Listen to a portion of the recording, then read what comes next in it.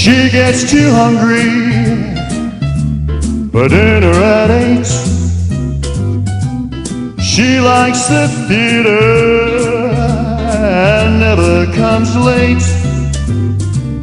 She'll never bother with people she'd hate.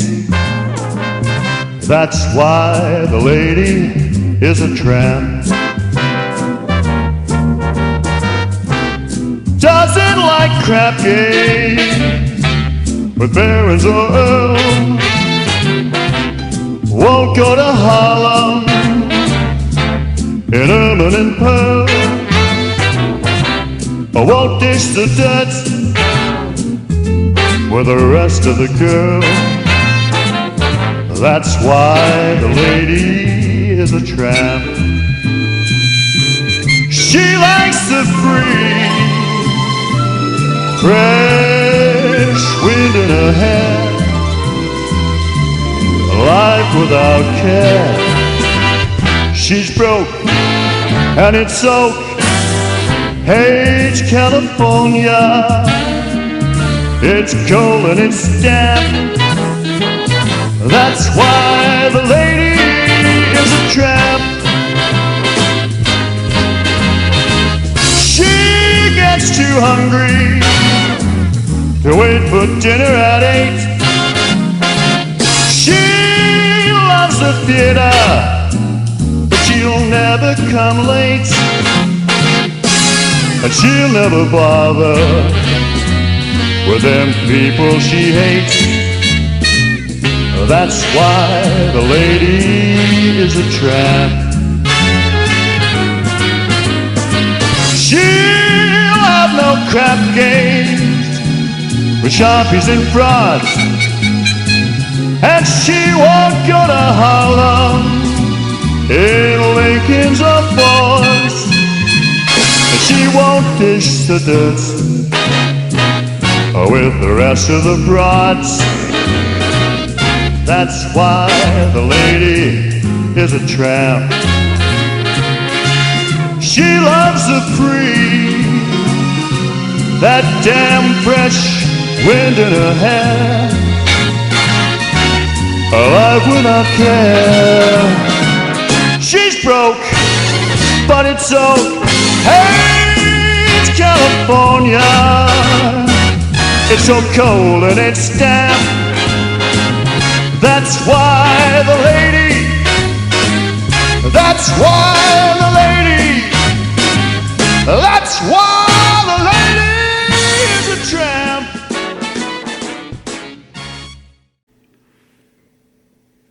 One thing that the Sasquatch people are known for is connecting like-minded people with other like-minded people.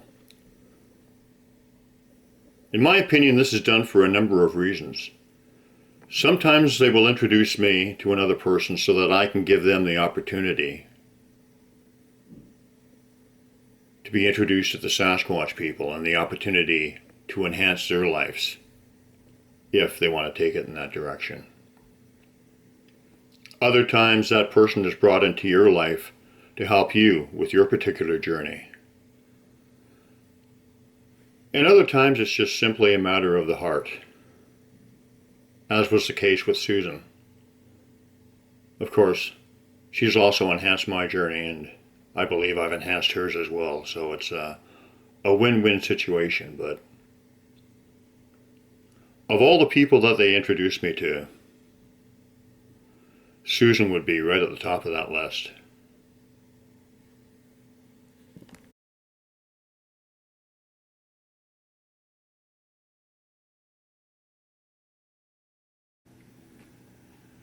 A good 2 or 3 years before Susan and I actually met, well, let me actually clarify that. This isn't our first rodeo. We've been together many, many times before. Probably, I suspect, in most of the lifetimes that I've experienced, we've been together. So like I said, it's not our first rodeo. But in this incarnation, about 2 or 3 years before we actually met, We were both experiencing some really strange, unusual things going on in the middle of the night. And what was occurring is that we were both married to other people at the time.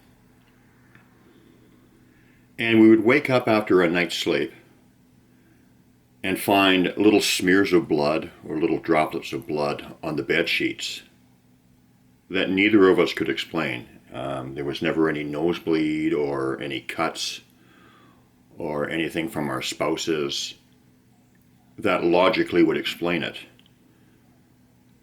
And this went on for maybe a couple of years. And as I said, 2 or 3 years approximately before we actually met online. And so in my opinion, they were doing something, tinkering with our DNA, something of that nature, to bring us up to the point where we actually met, to enhance us in some way, some kind of preparation. And it's really, really obvious because of the fact that it was virtually identical for both of us. Happened at the same time, and then of course what transpired afterwards when we actually met. So in a sense, I think in this lifetime, that was the first key moment as to reintroducing ourselves again, was what happened in our beds 2 or 3 years prior to that. And that we could not explain up until, the fact that we put it together after the fact.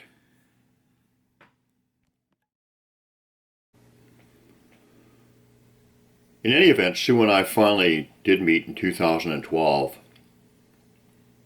and it's been amazing for us ever since. We have had our hardships with living in different countries and the border thing, and the issues that are facing the world today, but we've hung in there, and we hope to someday come out on the other side and be a family and be together like any two people would want to be. But in any event, it was a very special relationship, and we both knew it. And early on, we were hit up with this loving energy, this knowing energy. It was so intense that I literally felt like I would have tore apart if I had been with her at the time when I first felt it. And so many, many amazing experiences and connective moments. And I'm going to leave a lot of them, or put them aside for now, because a lot of them are pretty personal to Sue, and I don't know exactly how much she wants to divulge. But I will say that it was a very, very special relationship, and one that the Sasquatch encouraged. Very early on, when I would go out into the woods, and just after I met her, they would tell me, with thought placement or mind speak or in glyphs or in many different ways, that they wanted us together and that we had work to do for them. So they were taking our relationship very seriously as well. I would like to tell you one special incident that happened to me in relation to my relationship with Sue.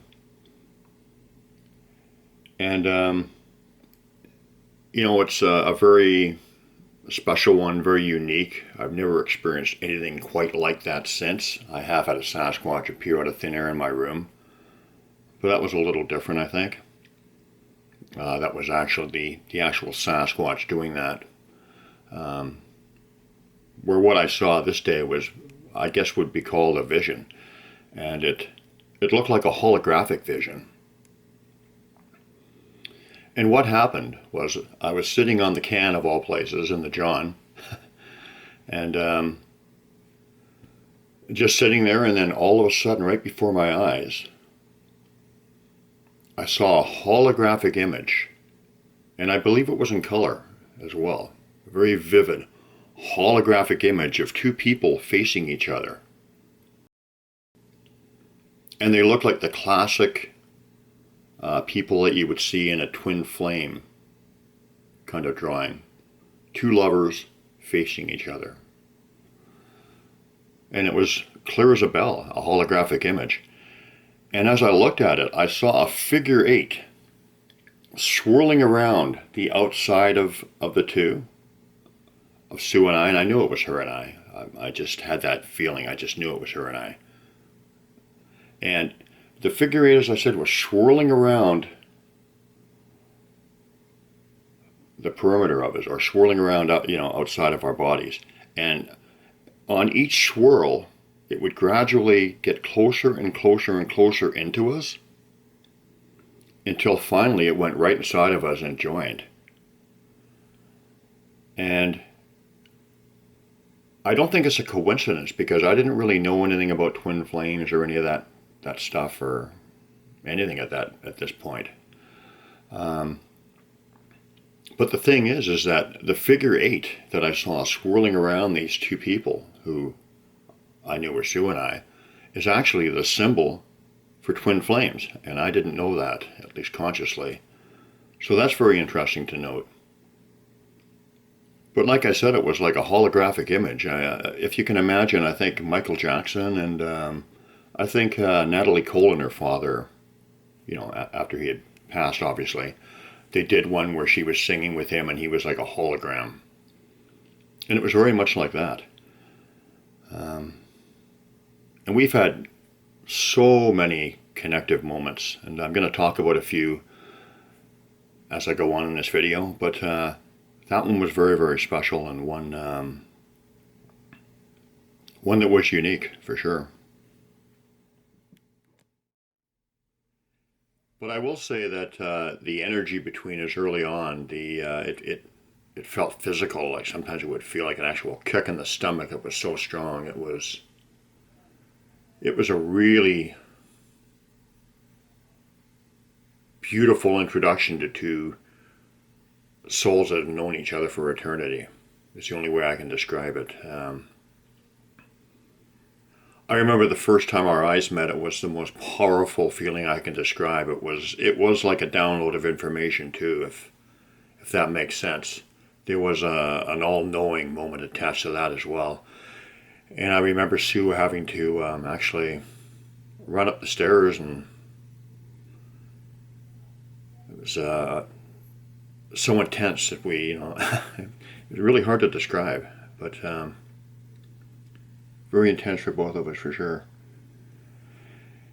And we had like telepathy going back and forth, and like I said, I do want to end off with one really, really beautiful and poignant story that involves a friend of ours.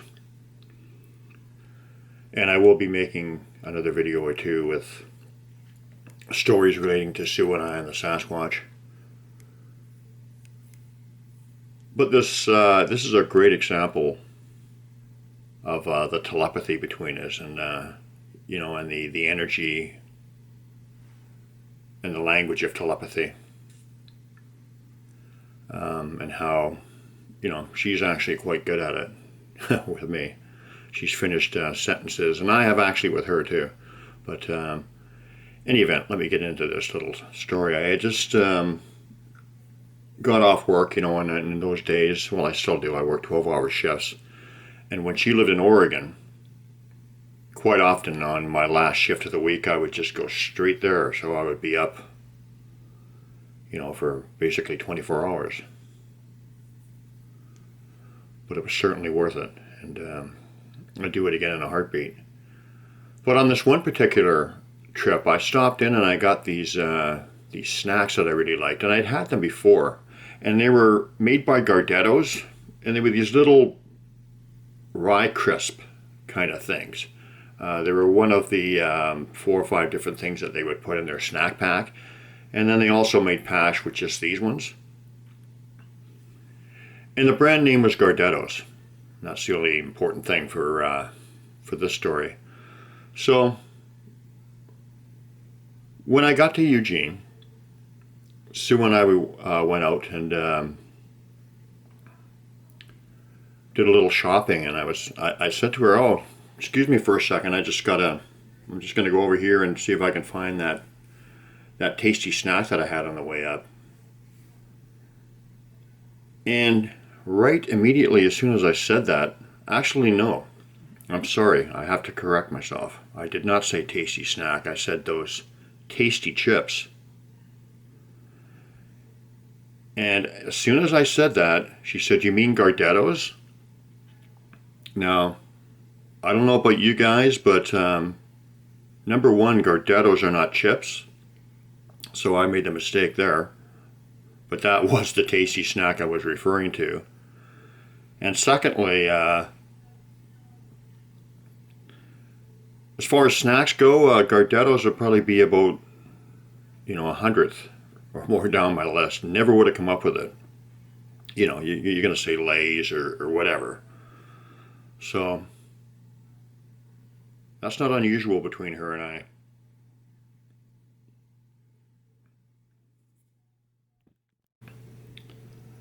So I've got lots of stories that Susan and I have shared together, and I will be talking about them probably in my next video or in a video very soon. But I'll end this one off with this amazing story between Susan and I and a friend that we love dearly. And I actually wrote a post about it just a few nights back. So I'm just going to read it as I wrote it, so it won't be as spontaneous as what you're used to me saying. But anyway, I'll just read it as I wrote it. One night I will never forget occurred in Eugene, Oregon, a handful of years back, when Sue and I attended a performance by Government Mule. We had both become huge fans some years prior when chance, which I don't prescribe to, brought us to the doorstep of the McDonald Theater and a performance by the Mighty Mule and legendary jazz fusion guitarist John Scofield.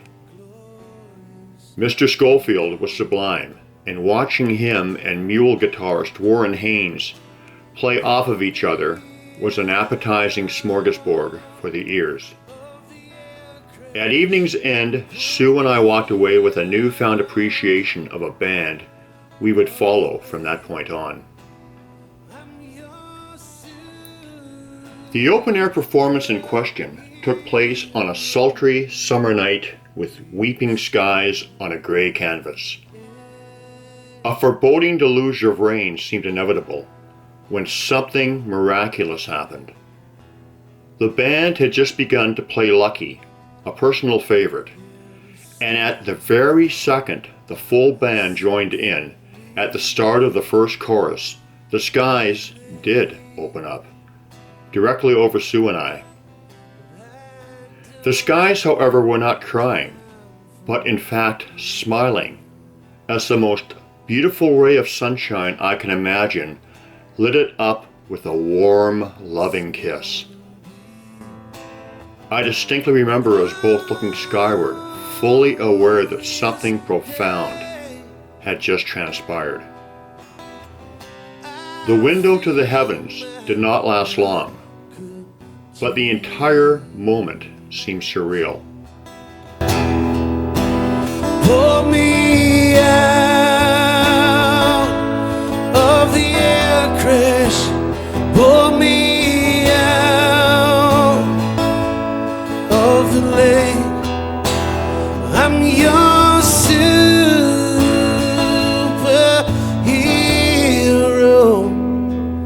We are standing on the edge. I recall watching drummer Matt Apps and thinking that things were moving in slow motion, as if the illusion of time was being played out right before our eyes. When Sue and I arrived home after the concert, I immediately went to her computer to check for Facebook messages and noticed that Sue's homepage was open. My eyes were drawn to a message a mutual friend had left for her. It read, "I am sorry about your friend." That was when we first became aware that a very dear friend had passed over that day.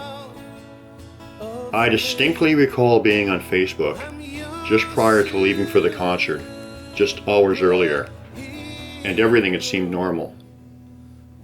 C's, as Sue affectionately called her, was one of the first people that Sue and I talked to regularly about the burgeoning awakening that was still fresh and new to both of us. There was many a night when the three of us would talk long into it about the miraculous happenings we were experiencing, individually and collectively. We definitely considered her to be family, in the literal and universal sense. Looking back now, I can see with even more clarity how wise our dear C's was. She told us a few things about Sue in particular that have been confirmed independently by a handful of others. She also understood the energy of no judgment, and I seldom, if ever, heard her say a disparaging word about anyone. She was connected into the all-one, all-connected knowing, and lived her life accordingly. We all have an expiration date. It is part of our human experience on this planet, but sometimes things just don't add up. Dear Cease had 2 young granddaughters who were her life, and a husband she referred to as her twin flame. They were almost done building the dream home that she never got to see completed, and her thoughts and worry were always on the husband who was building it for her, never herself. She was brimming with pride about her daughter and son-in-law and talked of them often.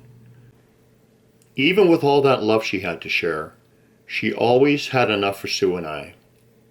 I suppose that sometimes the best reasons and intentions fall on deaf ears, or wise ears. But one must remember that when we turn the page, we do not come to the end of the book, but rather another page. In the last few months of her life, Sue and I never got the opportunity to talk to C's as often as we would have liked. The harried demands of family life devoured the clock on a daily basis, and time just didn't permit. But after I read the message that broke the news, Sue discovered a lengthy one that C's had written her that very morning. It was the first message we had received from her for quite some time. The message was a heartfelt apology, explaining why she had not been in contact with us of late. The sentiment was that she did not deserve our friendship, but that she loved us and hoped she had ours. Our sister stressed to Sue that she relay this information to me. In essence, it was a goodbye, and she was gone a few short hours later from a massive heart attack. One of the things our sister shared with us was a deep love of music. But when Sue and I looked skyward on that fateful night, we never realized the significance of what had just transpired until later that evening. What we did know is that the song we heard playing did not seem of this world, and in a sense it wasn't. The old saying goes that there are very few certainties in life, but I can name 2. One is that our dear sister passed by us with the most dramatic goodbye imaginable as she made her way to the light. She didn't wait long, and that's exactly what I would have suspected of one so pure. The second undeniable fact is that the mighty mule will never again reach the heights of excellence exhibited in this song, guided by the hands of an angel.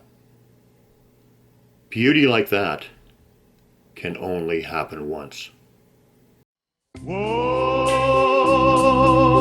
my love, my darling, I've hungered for your touch a long, lonely time,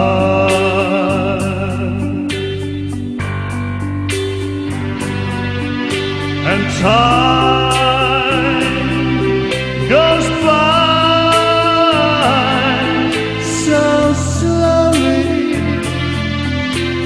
time can do so much. Are you still mine?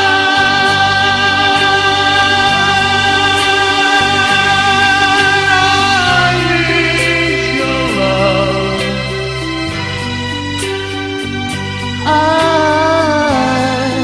I need your love. Godspeed your love to me.